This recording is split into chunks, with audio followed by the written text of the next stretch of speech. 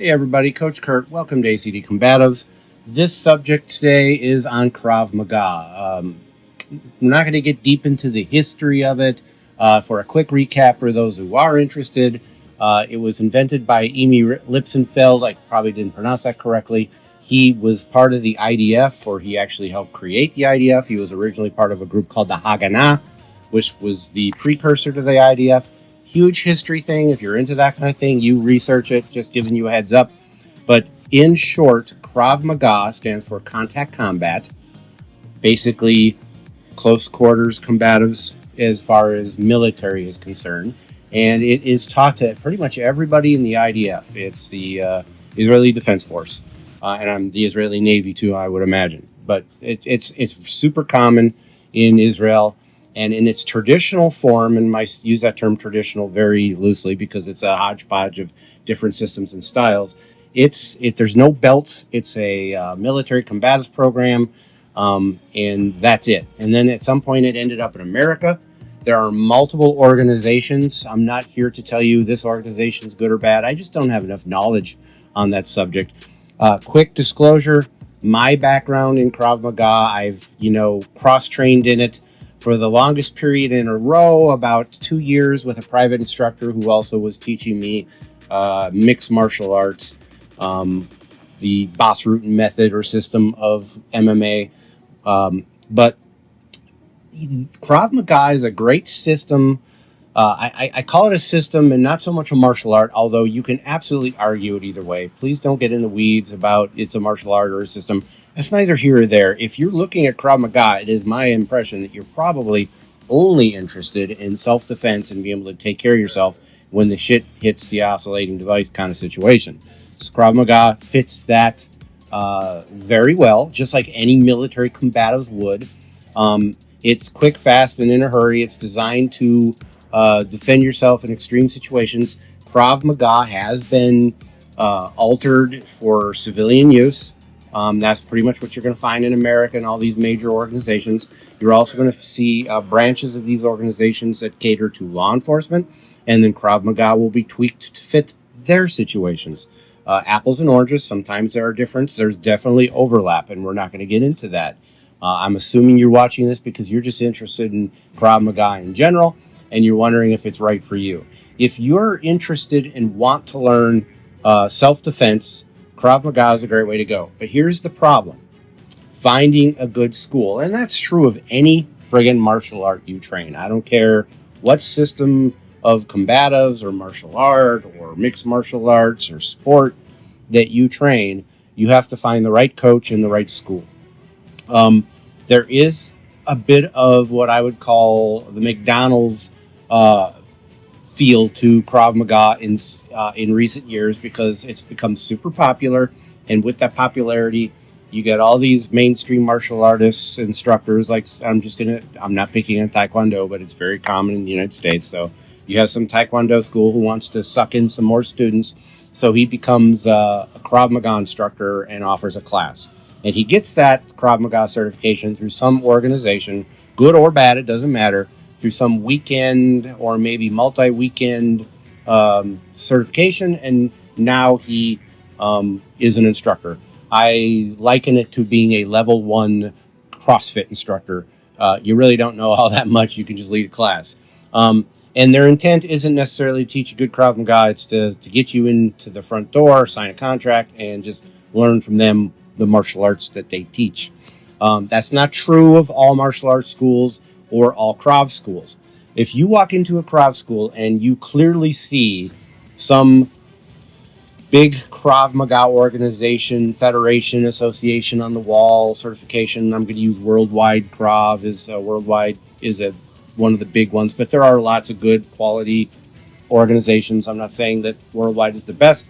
It's probably the biggest, at least on the West Coast, and I live on the West Coast.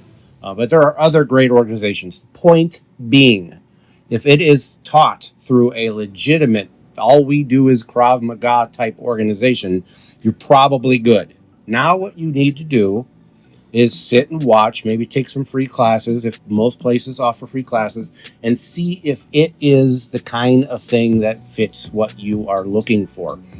Krav Maga, in and of itself, in its basic form, is level 1, 2, 3, 4, 5. I've seen you only up to level 4, but your level 1, generically speaking, some people say it's your yellow belt curriculum, but it's your like 18 weeks, level 1, stuff like you're seeing on the screen right now. Very line training, military looking type Krav Maga. That is going to be your bread and butter. By the time you finish level 1, you should be adequate at defending yourself when poo-poo hits the oscillating device. I do not have to remind you that there is so much more to self-defense than just learning how to physically fight. But that's not what this video is about. And on a side note, a good Krav Maga school will also teach that. There are other aspects of self-defense. And you're going to, at that point, finish level 1. Then you could move on to level 2, level 3, or the belt system that was created all the way up to black belt. And a lot of good MMA programs have been, Krav Maga schools also have an MMA and a grappling program. People saying, well, there's no grappling in Krav Maga. Traditionally, that probably is very true. But most Krav Maga organizations that I've cross-trained with, instructors that I've cross-trained with, do incorporate, probably it's just easy to say, Brazilian Jiu-Jitsu influenced grappling, MMA influenced grappling into their system. Not so much to stay on the ground, but if you get knocked to the ground or taken to the ground, how to defend yourself to get back up. At the very minimum, you need to have enough ground skills to get back up off the ground, which if you watch MMA, you know it's not always the easiest thing to do unless you have a solid skill set. I hate it when people say you only need to know enough grappling to get back up off the ground.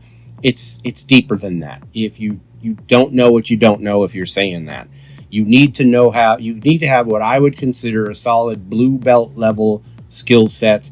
Blue belt is in Brazilian Jiu-Jitsu level. That's like 2 years of training, generically speaking. Please don't say, hey, I got mine in 6 months. Yeah, you're probably super young and athletic and go 5-6 days a week because you don't have a real life like us middle-aged plus people that work 50 hours a week and have a family. But there are people who have gotten it in less than 2 years. But generically speaking, 2-year blue belt, you need to have a good grappling level. You don't need to get any better than that for self-defense oriented grappling. I'm a big fan of the Gracie Combatives program to incorporate with Krav Maga because of the way it's set up for just self-defense. But generically speaking, a lot of Krav Maga schools, once you pass the level 1 aspects of Krav, you start getting into MMA type influence training and sparring, and you start getting in some MMA influenced Jujitsu, and that's good. You should see that in a school. It should be multiple types of instructors teaching you have instructors that are really good at the striking. You might have a striking coach, very similar to like you would see at an MMA school. I'd like to say Krav Maga in its modern format in America should be MMA-based self-defense and combatives. Once you get past that level 1, your yellow belt level curriculum, you start getting into a more detailed, more intricate, more advanced systems of fighting. But Krav Maga in its traditional sense in Israel, taught by the IDF, everybody does that level 1 type concept. Now, I've talked to IDF guys who said, yeah, what they see in America isn't, I mean, it's similar to what they trained, but they're like, listen, you get your basic training and you're going to Krav Maga training during basic training, and then probably weekly, monthly, annual refreshers. I don't remember what they said it was. And it's super basic and easy. You're in close quarter situation in an urban environment. That's what they train. All right. I hope this helped you. Everybody, please like, subscribe, and share. And what I'm saying is Krav Maga is a good thing if you find the right system or school. All right, guys. Take care. Stay safe. Karate! Once again, Krav Maga! Ha, he, ha, he. No, quit going for my groin! No groin, no Krav Maga. Oh, oh, oh, oh, oh. Hello, groin. Let's roll. Hey, let's be careful.